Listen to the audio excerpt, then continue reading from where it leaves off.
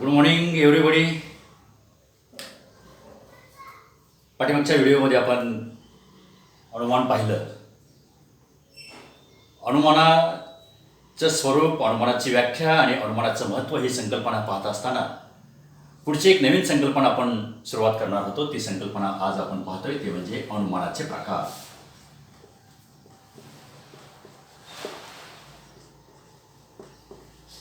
अनुमानाचे दोन प्रकार पडतात.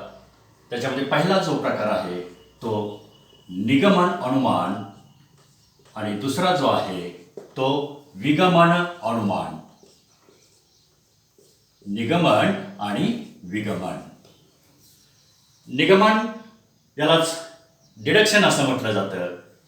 विगमन यालाच इंडक्शन असं म्हटलं जातं. निगमन अनुमानालाच निगामी अनुमान किंवा नैगमनिक अनुमान, तसंच विगमन अनुमानाला विगामी अनुमान किंवा वैगमनिक अनुमान.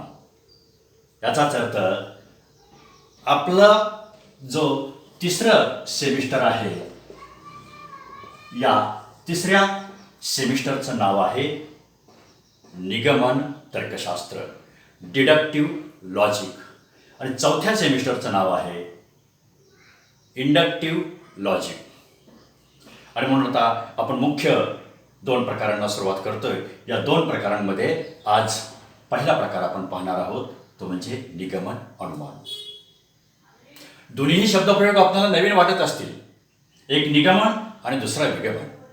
पण या शब्दप्रयोगाचा अर्थ आपण स्पष्ट केल्यानंतर या निगमनाच्या व्याख्येपासून विगमनाच्या व्याख्येपासून जे 5 मुद्द्यांमध्ये आपल्याला स्पष्टीकरण करायचे, ते स्पष्टीकरण करत असताना या दोहोंच्यामध्ये आपल्याला फरक दिसेल. आणि हा जो फरक आहे तो फरक आपण सुरुवातीला व्याख्येच्या अनुषंगाने पाहूया. मी आता म्हटलं की आज फक्त आपण निगमन अनुमान पाहूया. नि याचा अर्थ खाली. नि याचा अर्थ खाली असं म्हटलं जातं. आणि गमन याचा अर्थ जाणे असं म्हटलं जातं.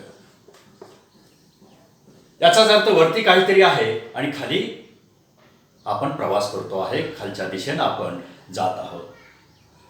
नि अधिक गमन किंवा नि अधिक गम असा ज्यावेळेस अर्थ किंवा शब्द फोड केली जाते निगमन या शब्दाची, त्यावेळेस खाली जाणे.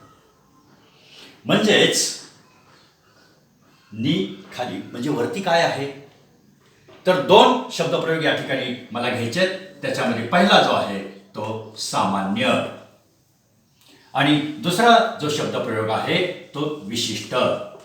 पहा,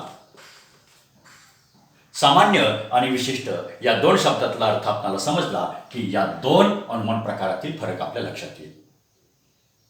सामान्य म्हणजे काय, तर एक वस्तू जी आहे तिचा जो धर्म आहे, तिचा जो प्रकार आहे, तो प्रकार म्हणजे सामान्य नव्हे. तर एकाच जातीच्या अनेक वस्तू एकत्रित आल्यानंतर एकाच जातीच्या अनेक वस्तूंमध्ये तोच गुणधर्म सारखेपणाने ज्यावेळेस आपल्याला दिसतो आणि त्याचा ज्यावेळेस आपण निर्देश करत असतो, त्यावेळेस त्याला सामान्य असं म्हटलं जातं. म्हणजे वस्तूंचा, व्यक्तींचा समूह. इथं विशिष्ट याचा अर्थ एक, कोणताही एक घटक. मग कोणता, मी म्हटलं की हा फळा आहे, फळा फक्त एकच उल्लेख केला. माझ्या हातामध्ये मार्कर पेन आहे, हा झाला विशिष्ट. पण इथं पुस्तकांच्या रॅकमध्ये एक तर्कशास्त्राचं पुस्तक नसून अनेक पुस्तकं आहेत, त्यावेळेस ते झालं सामान्य. एका व्यक्तीच्या संदर्भामध्ये निर्देश करत असताना ती एक व्यक्ती ज्या नावानं आपण तिचा उल्लेख करतो, ओळख पटवून देतो, त्यावेळेस ती झाली एक व्यक्ती. की फॉर एक्झाम्पल, मी तर्कशास्त्राचा विद्यार्थी आहे, एकाचाच निर्देश केला, ते झाले विशिष्ट. पण माझ्यासमोर तर्कशास्त्राचे विद्यार्थी बसलेले आहेत, याचाच अर्थ सर्व विद्यार्थ्यांचा निर्देश ज्यावेळेस होतो त्याला म्हटलं जातं सामान्य. आणि इथंच मित्र या दोन शब्दांवरून निगमन अनुमानाची व्याख्या आपल्याला करता येईल. व्याख्या अशी आहे, इथं गमन याचा अर्थ जाणे, प्रवास अशा प्रकाराचा अर्थ आपण घेतलेला आहे. म्हणजेच सामान्य गोष्टींच्या पासून सामान्य गोष्टींच्या पासून किंवा सामान्य गोष्टींच्या ज्ञानापासून विशिष्ट गोष्टींविषयीचं ज्ञान होणं किंवा विशिष्ट गोष्टींच्याकडे जाणे म्हणजे निगमन होय. व्याख्या आपण पाहिली. कशी व्याख्या केली पहा. दोन अर्थ आपण या ठिकाणी घेतलेले आहेत. ज्ञानाचा प्रवाह चालू आहे आणि तो ज्ञानाचा प्रवाह असा आहे की सामान्य गोष्टींचं जे काही ज्ञान आम्हाला होतं त्या ज्ञानापासून विशिष्ट गोष्टींच्या ज्ञानापर्यंत आम्ही जाऊन पोहोचतो. यालाच म्हटलं जातं निगमन. उदाहरणार्थ पहा. सर्व मानव मर्त्य आहे. मर्त्य याचा अर्थ मरणारे. सर्व मानव मर्त्य आहे हे एक विधान झालं. हे विधान कोणतं घेतलं? सामान्य स्वरूपाचं विधान घेतलं. मगाशी आपण म्हटल्याप्रमाणे की इथं माणसांचा निर्देश आपण केलेला आहे. पण कसा केलेला आहे? सर्व माणसांचं केलेलं आहे. याचाच अर्थ हे सामान्य विधान आहे. आणि अनुमानाचं तर्कशास्त्र किंवा अनुमानाचे जे दोन्ही प्रकार जे आहेत ते युक्ततेशी संबंधित आहेत. आणि युक्ततेशी संबंध ज्यावेळेस येतो त्यावेळेस आधार आणि निष्कर्ष या दोन गोष्टी महत्त्वाच्या आहेत. आणि मग हा जर आधार असेल सर्व मानव मर्त्य आहे तर आपण निष्कर्षाकडं म्हणजे खाली जाणे. पहा, खाली जाणे हे वरून आता आपण खाली जाणार आहोत. पुन्हा आणखीन एक आपण आधार घेतो आहे. तो आधार म्हणजे सॉक्रेटिस मानव आहे. पहा, दुसरे विधान काय घेतलं आपण? सॉक्रेटिस मानव आहे. सॉक्रेटिस एका तत्वज्ञाचं नाव आहे, एका विचारवंताचं नाव आहे. सॉक्रेटिस, दॅट इज व्हाय. आता हे दोन आधार झाले. याच्यापासून आपण निष्कर्ष काढणार आहोत. तिरपी रेस, 3 बॉल सिम्बॉल, यालाच म्हणून असं म्हटलं जातं. आता एव असं म्हटलं जातं. निष्कर्ष निष्पन्न करायचा.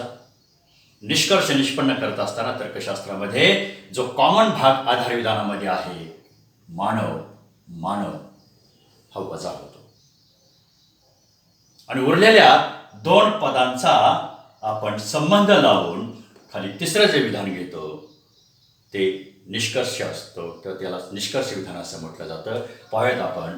मानव मानव हे वजा झाल्यानंतर सॉक्रेटिस मर्त्य आहे. हे झालं निष्कर्ष विधान. सॉक्रेटिस मर्त्य आहे. गमनाची जी दिशा होती ती गमनाची दिशा आपण ठरल्याप्रमाणे आपण इथं निष्कर्ष निष्पन्न करत असताना आपल्याला दिसते आहे.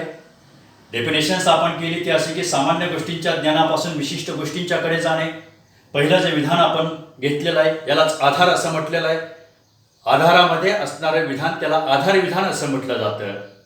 आणि मग इथं आधार विधान 1, आधार विधान 2, निष्कर्ष मात्र एकच निघतो.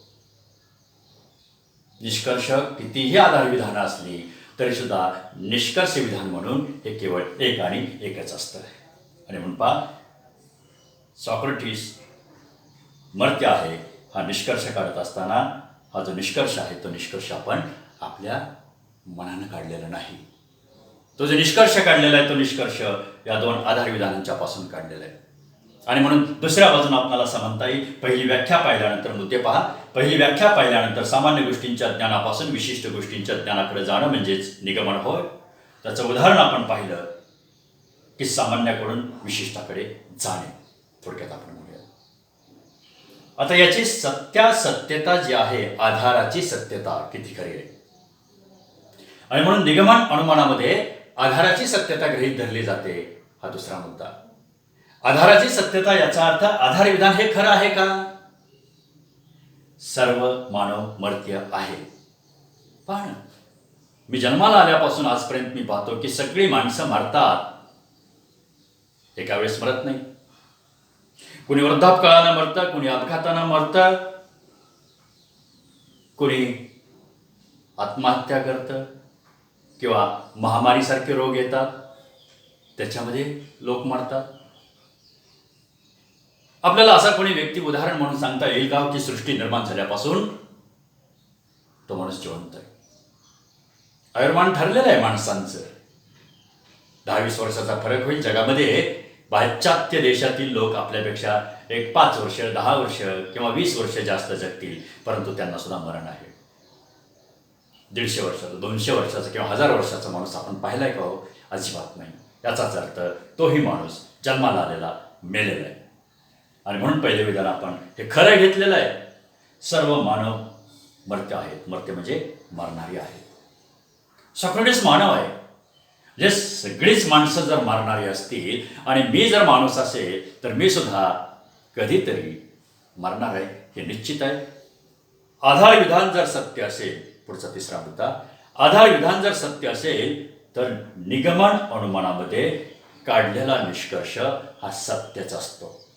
पहा, आधार विधान जर सत्य असेल तर निष्कर्ष विधान हे सत्यच असतं, हे निगमन अनुमानामध्ये सांगितलं जातं. पण आधार सत्य आहे की नाही हे निगमन अनुमान पाहत नाही. लक्षात घ्या, आधार सत्य आहे की नाही हे निगमन अनुमान, थोडक्यात तर्कशास्त्र त्या ठिकाणी पाहिला जात नाही. तुम्ही जसा आर्ग्युमेंट्स कराल त्या पद्धतीनं निष्कर्ष त्या ठिकाणी निघतो.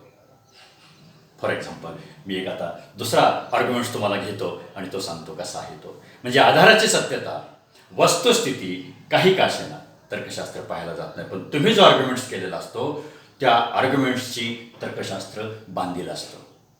म्हणजे नियम जो आहे तर्कशास्त्राच्या निगमन अनुमानातील ज्ञानप्रवाहाचा, त्याला कुठे बाधा येत नाही. तिथं निगमन अनुमान हे युक्तच ठरतं. पहा,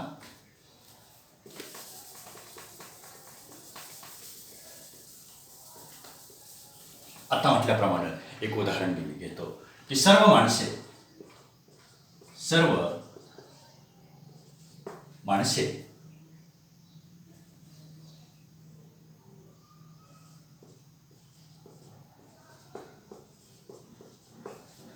राक्षस आहेत. सर्व माणसे राक्षस आहेत. दुसरं उदाहरण मी घेतो की सर्व राक्षस गाढव आहेत. पहिला आधार काय आहे? सर्व माणसे राक्षस आहेत. दुसरे विधान मी काय घेतलं? सर्व राक्षस गाढव आहेत. दॅट इज व्हाय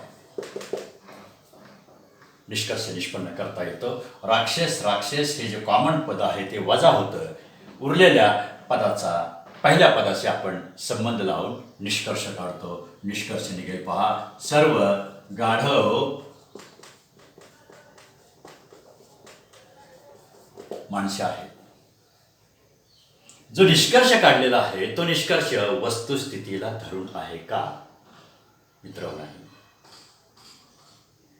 पण ज्यावेळेस आपण निगमन अनुमान म्हणतो त्यावेळेस हे निगमन अनुमान हे युक्त आहे, कारण नियमाच्या अनुषंगानं आपण निष्कर्ष काढलेला आहे. म्हणून मी म्हटलं की आधार जो काय आहे, सर्व माणसे राक्षस आहेत, सर्व राक्षस गाढव आहेत. तर्कशास्त्र ही वस्तुस्थिती पाहायला जात नाही. आणि म्हणून तर्कशास्त्रामध्ये जे आधार आहे, आधाराची सत्यता अशी आहे की मगाशी जसं मी म्हटलं की सर्व माणसे मर्त्य आहेत. सॉक्रेटिस मानव आहे म्हणून सॉक्रेटिस मर्त्य आहे. आधाराची सत्यता तिथं आपल्याला वस्तुस्थितीशी संबंधित दिसते. इथं आधाराची सत्यता वस्तुस्थितीशी संबंधित नाही, परंतु इथं युक्तिवादाच्या युक्ततेच्या संदर्भामध्ये युक्तता ही युक्त आहे, कारण नियमाच्या अनुषंगानं निष्कर्ष काढलेला आहे. दुसरी गोष्ट, जे युक्तिवाद आपण करत असतो ते युक्तिवाद करत असताना सामान्याकडून विशिष्टाकडे ज्यावेळेस आपण जात असतो त्यावेळेस असं जर विधान घेतलं, सर्व फुले सुगंधी आहेत, सर्व फुले सुगंधी आहेत, गुलाब फूल आहे, दॅट इज ऑल. गुलाब सुगंधी आहे. आधाराची सत्यता इथं आली. सामान्याकडून आपण विशिष्टाकडे गेलो. सामान्याकडून विशिष्टाकडे जात असताना सामान्य विधान आपण वस्तुस्थितीशी संबंधित घेतलेलं आहे. वस्तुस्थितीशी हे सुसंगत आहे आणि हे सत्य आहे. आणि पहिले विधान सत्य आहे म्हणून दुसरे विधान सत्य आहे. आणि सत्यातून निष्कर्ष काय निघाला तर सत्यच निघाला. गुलाब सुगंधी आहे. इथं नवीन मुद्दा आपल्याला स्पष्ट करता येईल की जो निष्कर्ष गुलाब सुगंधी आहे नवीन काढलेला आहे का हो? नाही. आधार विधानामध्ये जे सांगितलेलं आहे तेच निष्कर्ष विधानामध्ये पुन्हा वेगळ्या स्वरूपाने सांगितलेलं आहे. म्हणजे निष्कर्षाची व्यापकता इथे निगमन अनुमानामध्ये नसते, पण सुट्या स्वरूपामध्ये निष्कर्ष आपल्याला युक्तिवादानं निगमन अनुमानानं दिलेला असतो.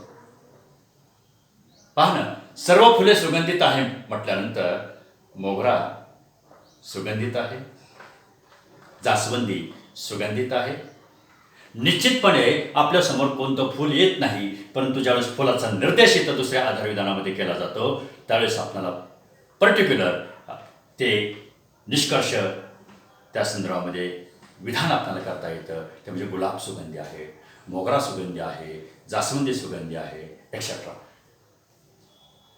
म्हणजे विशिष्ट गोष्टींच्याकडे आपण जात असताना आधाराची सत्यता ही वस्तुस्थितीशी संबंधित असते आणि म्हणून आधार विधान जर सत्य असतील, पहा महत्वाचा मुद्दा आहे, आधार विधान जर सत्य असतील तर निष्कर्ष सत्य असतो. आधार विधान जर असत्य असतील तर निष्कर्ष युक्त असतो. आणि म्हणून सत्यता आणि युक्तता याच्यामध्ये आपल्याला फरक दिसतो. निष्कर्षाची या ठिकाणी नाविन्यता नसते, कारण सर्वांवरून विशिष्टाविषयी, सर्वांवरून काहींविषयी निष्कर्ष निष्पन्न निगमन अनुमानामध्ये केला जातो. आणि म्हणून निगमन अनुमान वस्तुस्थितीकडे पाठ फिरविते. महत्वाचा मुद्दा, सामोरं जात नाही. सर्व भारतीय आनंदी आहेत म्हटल्यानंतर असा कोणता विशिष्ट व्यक्ती तुमच्या डोळ्यासमोर येतो का? अनेक जण असतात. विधान काय केले? सर्व भारतीय आनंदी आहेत. कोणतीही विशिष्ट व्यक्ती आपल्या डोळ्यासमोर येत नाही. माझ्या देशातील सगळेच लोक हे आनंदी आहेत. इथं वस्तुस्थितीकडे निगमन अनुमान पाठ फिरवते. म्हणजे निरपेक्षता, सापेक्षता नाही, निरपेक्षता इथं निगमन अनुमानामध्ये असते. आणि म्हणून मर्यादित स्वरूपाचं ज्ञान इथं होतं असं न म्हणता आधीच आपल्याला व्यापक स्वरूपामध्ये होणारं जे काही ज्ञान आहे त्याच ज्ञानाच्या आधारानं त्या विशिष्ट गटाविषयी, विशिष्ट घटनेविषयी, विशिष्ट वस्तूंच्या प्रवर्गाविषयी आपल्याला ज्ञान होतं. आता इथं फुलांचा प्रवर्ग आहे, तो कसा आहे तर सुगंधी आहे. त्या फुलांच्या प्रवर्गामध्ये गुलाब हे एक फूल आहे आणि म्हणून गुलाब सुगंधी आहे. असा ज्यावेळेस आपण निष्कर्ष काढतो त्यावेळेस तो निष्कर्ष हा युक्तही असतो आणि सत्यही असतो. आणि म्हणून तर्कशास्त्रामध्ये युक्तता आणि सत्यता एकत्रितपणे नांदत असतात. पण कधीकधी तर्कशास्त्र वस्तुस्थितीकडे ज्यावेळेस पाठ फिरवतं त्यावेळेस युक्तता आणि सत्यता याच्यामध्ये आपल्याला फरक दिसतो. आणि म्हणून तर्कशास्त्रामध्ये केले गेलेले जे काही युक्तिवाद असतात ते युक्तिवाद युक्त असतात. पण त्याच्यामध्ये सुद्धा अयुक्तता ज्यावेळेस येते त्यावेळेस त्याच्यामध्ये फॅलसी म्हणजेच तर्कदोष निर्माण होत असताना आपल्याला दिसतो. आणि म्हणून मित्रहो, तर्कशास्त्र शिकायचे. तर्कशास्त्र शिकत असताना आपल्या विचारातील जो काही दोष आहे तो दोष आपण बाजूला काढून टाकतो. नेमकेपणानं वस्तुस्थितीशी संबंधित असणारे विधान आपण करतोय काय त्या निष्कर्षामध्ये नाविन्यता आहे काय, आपण जी ज्ञानाची वाटचाल आहे ती वाटचाल कशी आहे, या गोष्टींच्याकडे ज्यावेळेस लक्ष देत असतो त्यावेळेस अनुमानाच्या पहिल्या प्रकाराचं विवेचन या ठिकाणी आपल्याला पाहायला मिळतं. याच स्वरूपामध्ये जे मुद्दे आहेत तेच मुद्दे उलट अर्थानं विगमन अनुमानाचे आहेत. आणि म्हणून आजच्या दिवशी जे 5 मुद्दे पाहिले आपण, मी थोडं रिपीट करतो. 5 मुद्दे कोणते पाहिले? पहिली पाहिली व्याख्या, निगमनाची शब्दशः फोड करून. त्याच्यानंतर उदाहरण आपण पाहिलं. उदाहरण पाहिल्यानंतर आधाराची सत्यता पाहिली. आधाराच्या सत्यतेनंतर निरपेक्षता पाहिली. आणि त्याच्यानंतर नाविन्यता पाहिली. तर नाविन्यता इथं काही नाही, नवीन काही सांगितलेलं नाही, कारण जे आधारविधानामध्ये आहे तेच इथं सांगितलेलं आहे आणि जे व्यापक स्वरूपात आहे तेच इथं सुट्या स्वरूपामध्ये आपल्याला निष्कर्ष विधानामध्ये सांगितलं गेलेलं आहे. या स्वरूपामध्ये 5 मुद्द्यांमध्ये आपण निगमन पाहिलेलं आहे. सुरुवात होते सामान्यात, शेवट होतो विशिष्टात. हा महत्त्वाचा मुद्दा. आणि म्हणून सामान्य गोष्टींच्यापासून विशिष्ट गोष्टींच्याकडं जाणं किंवा त्याचं ज्ञान होणं म्हणजे निगमन होय. मित्रहो, निगमनाची व्याख्या महत्त्वाची. व्याख्या आपणाला आली, समजली की खालचे मुद्दे सगळे समजतात. उद्याच्या व्हिडिओमध्ये आपण विगमन अनुमानाला सुरुवात करूया.